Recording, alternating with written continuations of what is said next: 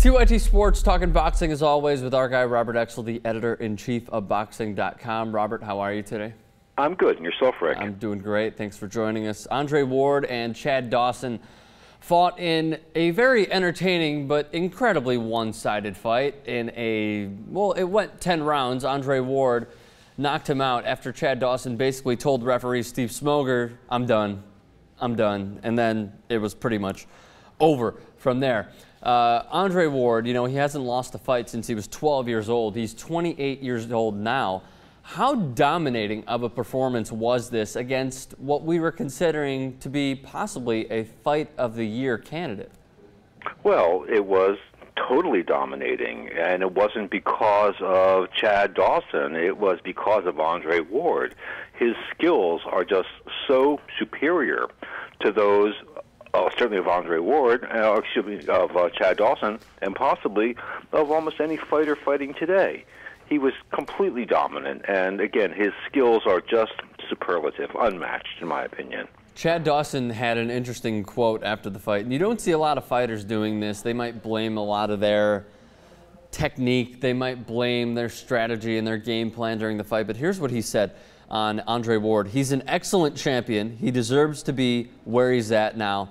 I'll give him that credit. Andre Ward, 26-0, 14 knockouts. In the third round, well, let's start with the first and second. I thought those were the only two rounds that Chad Dawson won, and maybe I'm just giving him the benefit of the doubt because it seemed like he was catching Andre Ward when he was coming in. He was landing a lot of short, simple, concise right hooks as Ward was jumping in. I mean, did you think at all that this could be a fight after those first two rounds? Well, sure, it certainly looked like it, but it takes some time for a fighter to adjust to his opponent. One can study all the films that one chooses, but one doesn't really know what one is getting into until one is in the ring. And I think after those first couple of rounds, Ward figured out what it is he has to do. He has to get in the long reach of Chad Dawson. He has to fight on the inside, and he has to win on the inside. And of course, that's exactly what he did. Even though the punches that dropped Dawson were from the outside, he broke him down systematically with his infighting. I completely agree with you. I was going to highlight the 8th round when, you know, it seemed like Ward was kind of up against the ropes, and Dawson had that quick little spurt that he had after he got knocked down in the third, when he would back up Ward, or he would have, again, a quick burst, and Ward was up against the ropes, and you saw the precise, accurate, heavy punching on the inside that Andre Ward is known for. He did not have I mean, it was a stellar day, but he did not have one of those days where it's like, man, he killed him on the inside. When he did have to fight on the inside, he did kill him. I mean, there were a lot of booming uppercuts that Ward landed, and even in the third round, he also landed a lot of short and crisp left hooks. So, I mean, if you had to decide which one was better than the other, what would it be? Well, in terms of those punches, I mean, they were all effective. But probably the left hooks were more amazing because it's sort of to throw a left hook in up close like that. I mean, is really one has to really be skilled, really be tutored and educated as a fighter, which of course is what Andre Ward is. He is a really educated fighter. He doesn't have the incredible athleticism of somebody like Floyd Mayweather, but he certainly has got every gift that a fighter could possibly hope for, in addition to his ability to think inside the ring and his willingness to fight as well. Were you a little surprised that Chad Dawson, who had a height advantage and a 5.5-inch reach advantage, did not use those tools and those advantages at all throughout this fight? Well, he started to, as you pointed out in the opening rounds, and I think he tried to. But of course, Ward basically shut down those advantages by getting inside of Dawson, inside of his reach. And as you know, I mean, he drew first blood. He dropped Dawson twice before he finally TKO'd him in the 10th round. But Ward clearly had Dawson's number. I mean, it was academic by the midpoint in the fight, which makes sense because, frankly, Ward took Dawson to school. Did you think at all that his trainer, Chad Dawson's, his name is John Scully, do you think that he should have thrown in the towel by about the 10th round, 9th round, when it was clear that his fighter had lost his legs and looked pretty sluggish? I think not. I mean, I think that's up to the fighter. I mean, if Dawson was really taking a terrible beating and his life was in danger, which does happen in boxing, that would have been one thing. But I don't think his life was in danger. And I think Scully has such a tight relationship with Chad Dawson that he wasn't about to do anything to humiliate the fighter. He was going to leave it to Chad himself to reach that conclusion.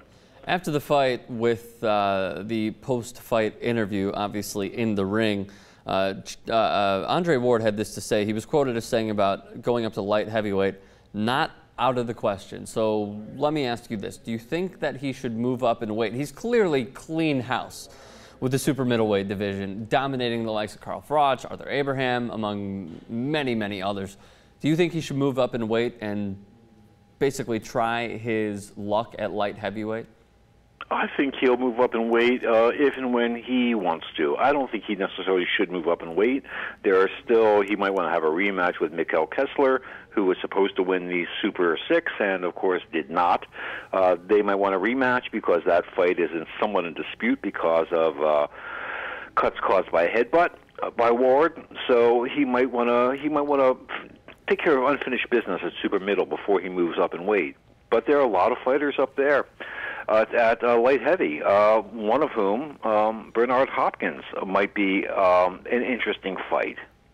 Bernard Hopkins? You want to see Andre Ward fight Bernard Hopkins? Well, it would certainly be interesting. Here you've got a couple of gritty fighters, both of whom really know how to fight on the inside, both of whom have toolboxes that are full to overflowing with punches and techniques.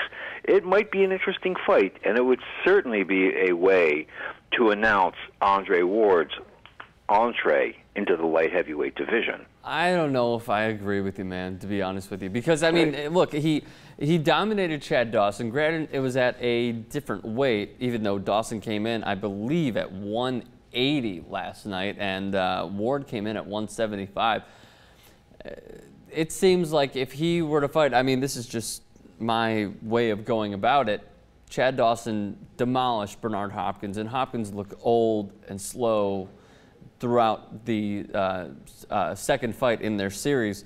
If Andre Ward were to go up, I would rather him go against like a Jean Pascal, one of those names, instead of a Bernard Hopkins. I think Hopkins is just a little too old to keep up with Andre Ward. Well, I don't disagree with you. I mean, there's a lot of talent up there. The advantage of Hopkins is that it would be a marquee name, like him or hate him, old or not old, he is a marquee name and probably the marquee name in the division. So it would just be a good way for Ward to announce his presence. But again, I don't think it's going to happen so soon. I think he has unfinished business at super middle. So obviously it was a completely lopsided fight with Andre Ward and Chad Dawson. If you could, where would you put Andre Ward in the pound-for-pound list, and how would you rank him now? Well, that's the $64,000 question, Rick.